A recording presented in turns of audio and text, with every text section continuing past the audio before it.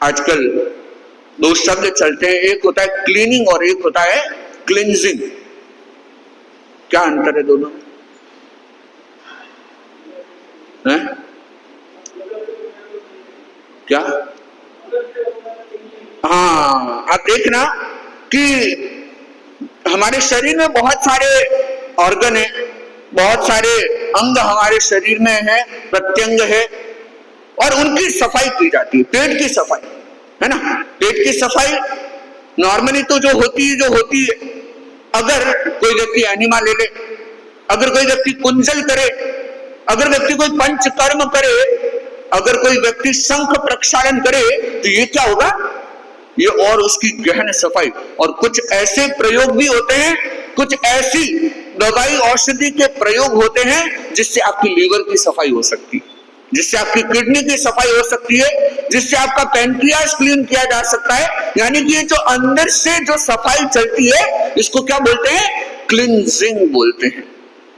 और स्वास्थ्य के लिए क्लीनिंग को भी जरूरी समझा गया और क्लींजिंग को भी जरूरी समझा गया। पर्युषण पर्व है, ये क्या करता है? हमें क्लींजिंग की प्रेरणा देता है कि आप बाहर की सफाई करें न करें, अपने भीतर की सफाई जरूर करने का प्रयत्न करें। और ये सफाई बोले तो क्या कि जो गंदगी है, जो खराब है, जो बेकार की चीज है, उसे निकाल के फेंक देना। अब आप प्रश्न कर सकते हैं कि महाराज हमारे अंदर बेकार है क्या? हमारे अंदर तो कुछ नहीं है, हम तो एकदम साफ सुथरे।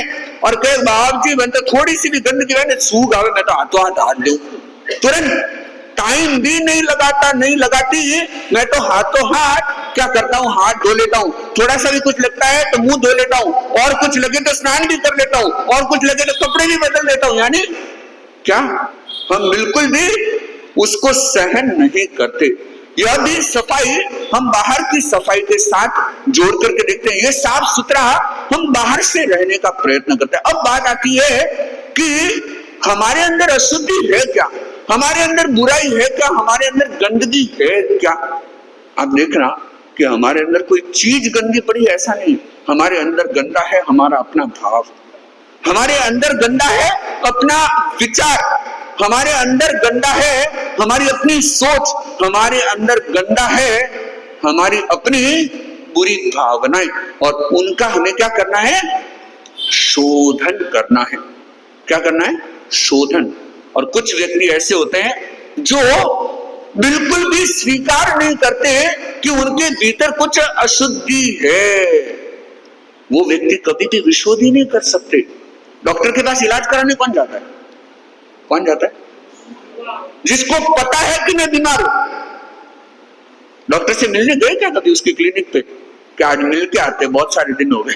उसके घर पे मिलने चले जाओगे, फोन कॉल कर लोगे, बातचीत कर लोगे, लेकिन हाँ आज मिल के आते हैं। इवन बहुत सारे लोग डॉक्टर्स डे पर भी सारे डॉक्टर्स के चैम्बर में नहीं घूमते, हाँ आज सभी डॉक्टरों को मुजरो करके आ जाते। क्यों भाई? वहां मुजरो करने के लिए 500 रुपए एंट्री फीस देना पड़े।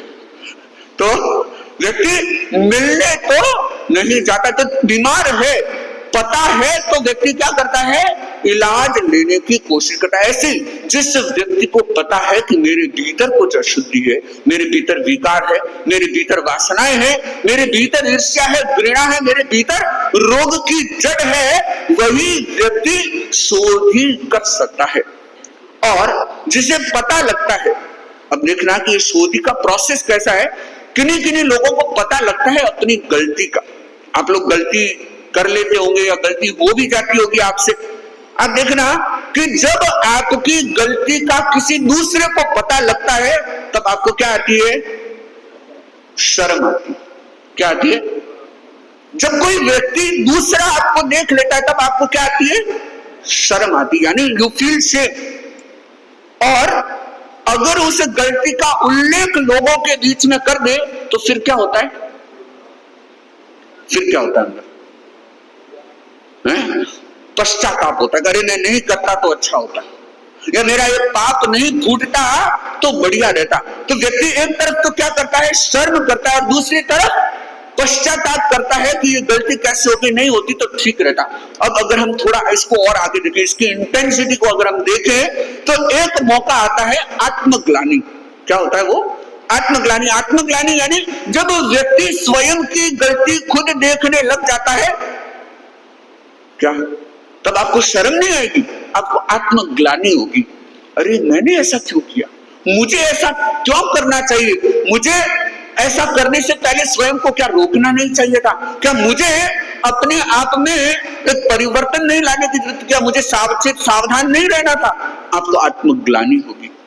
अब बताओ कि शुद्धि और विशुद्धि कौन करेगा, जिसको शर्म आती वो करेगा, जिसे सिर्फ पश्चाताप है क्या वो करेगा, नहीं, उससे भी आगे बढ़ना जरूरी है। हाँ, हो सकता है कि गलती होने पर आपको शर्म भी आने लग जाए, कोई बात नहीं, लेकिन आत्मग्लानि होगी वही विशुद्धि कर सकेगा। और उससे आगे होता है प्रायश्चित।